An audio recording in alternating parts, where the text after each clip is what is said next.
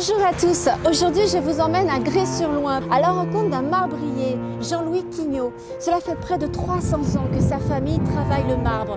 Nous allons découvrir les différents marbres qui existent et surtout voir son travail. Suivez-moi. Coucou Caroline, comment allez-vous? Je vous propose d'aller voir les marbres.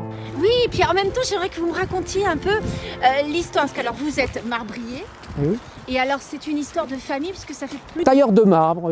L'arrière-grand-père disait tailleur de marbre, ornemaniste lapidaire. Il avait des idées arrêtées cet homme. Oh, ben écoutez, pourquoi pas.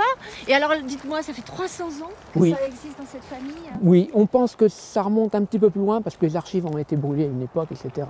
Mais oui, c'était des compagnons qui étaient itinérants, qui étaient tailleurs de pierre au départ, qui allaient de chantier en chantier. Et puis à Pithiviers, le périple s'est arrêté parce qu'il a trouvé une jeune femme et puis il est devenu... Voilà, l'amour. L'arrière-arrière-grand-père a sculpté la lyre en haut de l'Opéra de Paris à gauche. Ah ouais. Quand nous passez, vous avez une petite pensée pour nous.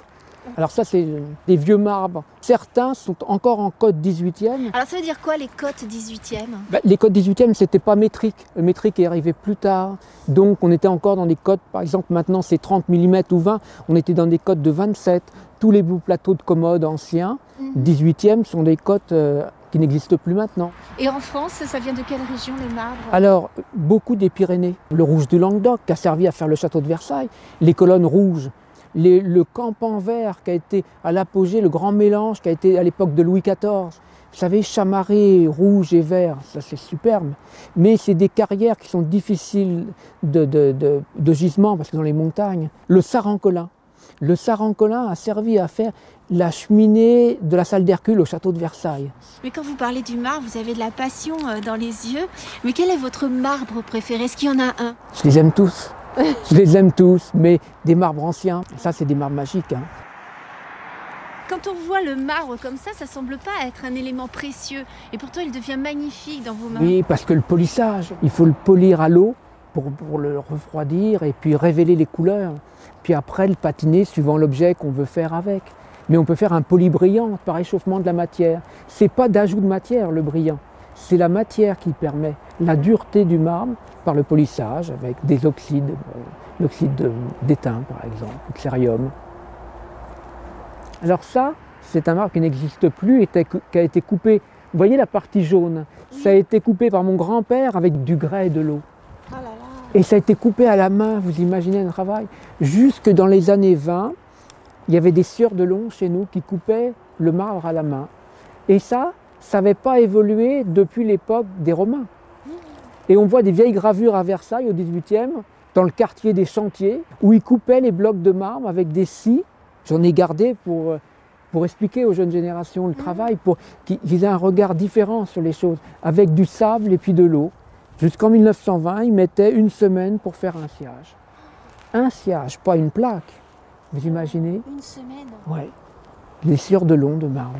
Puis après, l'arrière-grand-père a monté une machine avec un fil. Et alors ça a été la révolution. Tous les autres collègues disaient mais ça va tuer le métier, la modernisation.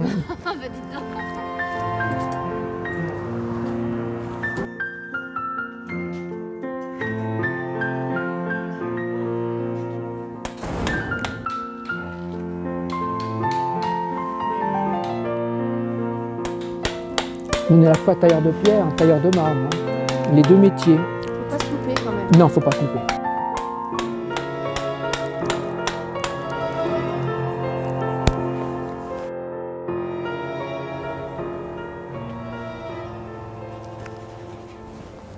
Ah, je vais vous montrer. Et Yann, elle a fini un guéridon. Ah, il est magnifique. Et là, il y a combien de sortes de marbre? Oh, beaucoup.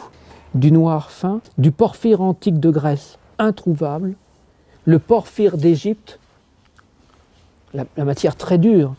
Michel-Ange avait été appelé pour refaire un cartouche et au bout de 25 ans, il a dit j'arrête, c'est trop dur, c'est pas taillable. La brèche de Sicile, enfin, c'est à l'infini. Est-ce qu'il n'y a pas un petit bout, voilà, un petit bout de griotte que je vous parlais? Mais on a l'impression dessus, il y a comme un vernis brillant. Ah, pas du tout. Pas du tout en fait. C'est juste tiré à chaud. On monte des abrasifs de plus en plus fins, mais il faut qu'il y ait une petite pellicule. Un polissage machine, ça serait froid. Là, il faut lui garder, conserver son âme. Alors, voyons voir. C'est quoi ces vieux documents? Alors ça, c'est le vieux livre de travail de mon arrière-grand-père, voilà, entre autres. Voilà, vous voyez, des dallages. Rien n'était laissé au hasard. Ça faisait des tapis, parce que voilà, comme c'était pas d'équerre, on faisait des bandes de pierre. Même un sol, vous voyez, c'est un sacré boulot quand même de faire des carreaux rayonnants pour faire... Et ça date de quelle année ces Oh, il y a documents? 1840, 1860. Ah oui. Des sols en cabochon rond. Alors, il faut imaginer à l'époque qu'il n'y avait pas de machine, c'est-à-dire que c'était des tubes avec du sable et de l'eau pour faire des parties rondes. Mais ça, c'est incroyable là. Ouais. Ah, c'est fou. Bon, Caroline, je te propose d'aller voir les marbres un petit peu travaillés pour voir leur couleur, leur aspect. Alors, ça c'est génial. Ça, c'est ça le campan. Alors, c'est un marbre Louis XIV qu'on appelle du grand mélange, c'est son vrai nom, et qui a servi à Versailles, bien entendu. Et alors, il se décline dans la carrière en 3 variétés. Le grand mélange, le campan rouge et le campan vert, qui est crème avec des veines vertes. Ça, c'est un très, très joli marbre. À l'origine, il est comme ça et c'est le fait de le polir qui va faire ressortir Exactement, comme ça les veines. Parce que c'est terne quand il est brut. Ouais. Mais quand on le polit petit à petit, ça révèle les couleurs. Ah, c'est magnifique. Et celui-là à côté? Alors ça, c'est de l'onyx agate de Turquie. C'est rare. Oui, c'est ancien. Visiblement, il n'y en a plus. La carrière est épuisée.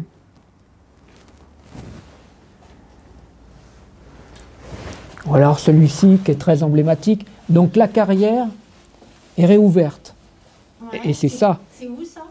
C'est les Pyrénées, c'est ça le Sarancolin. Il est magnifique celui-là, parce que Ouais. alors là, il y a plein de teintes. Ce qu'on appelait au 18e du framboisé. Regardez. Extraordinaire, là, la nature. Ouais, extraordinaire. Regardez derrière de l'onyx d'Insmara. Regardez. Ça vient d'Algérie. C'est presque un tableau, ça. Mais c'est magnifique, magnifique. Et ça, c'est pareil, c'est de l'onyx d'Insmara. Regardez la couleur. Tu dirais par exemple une forêt ou, Oui, presque japonisant. Oui, c'est ça, c'est ce que j'allais dire, ouais. Bah merci Jean-Louis. C'est moi qui vous remercie, Pour cette Caroline. visite et J'étais cette ravi. découverte. Ouais, bah moi aussi. Hein. Allez, à bientôt. À bientôt, merci. Ciao. Ciao. Eh bien voilà, c'est terminé pour aujourd'hui. J'espère que ça vous a plu, cette petite visite et cette rencontre avec Jean-Louis, qui est extrêmement touchant et passionné. Nous, on se retrouve très vite pour une prochaine vidéo sur YouTube. En attendant, vous n'oubliez pas le numéro de janvier d'Antiquité Brocante, où vous retrouverez toute l'interview de cette rencontre. Allez, à très vite. Ciao.